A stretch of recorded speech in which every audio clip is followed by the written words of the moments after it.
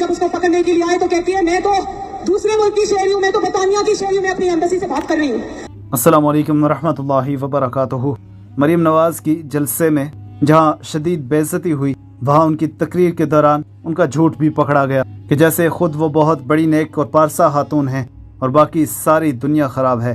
तो जनाब army chief साहब की नवासी को कोर कमांडर केस के हवाले से अरेस्ट किया गया, तो उस पर ये बात कर रही हैं, आप जरा सुन लीजिए।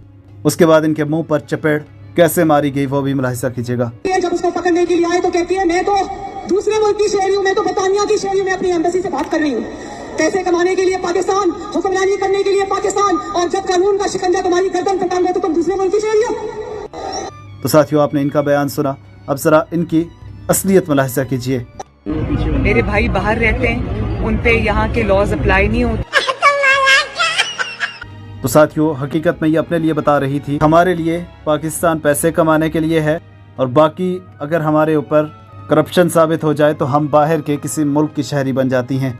अब दूसरे बयान में आपने सुना कि इनके भाइयों पर पाकिस्तान के लॉस अप्लाई नहीं होते क्योंकि वो दूसरे मुल्क के हैं। लानत तेरी शक्ल पे, ये कहती है आवाम सोशल मीडिया पर। अल्लाह इस मनहूस की मनहूसियत में मज़ीद इजाफा फरमाए, ये भी कह रही है। बहरहाल जितना हो सके वीडियो फैलाइएगा। अल्लाह पाक शैतानों के शर से इस मुल्क को महफूज रखे। राय भी दीजिए। Please subscribe, press the bell icon.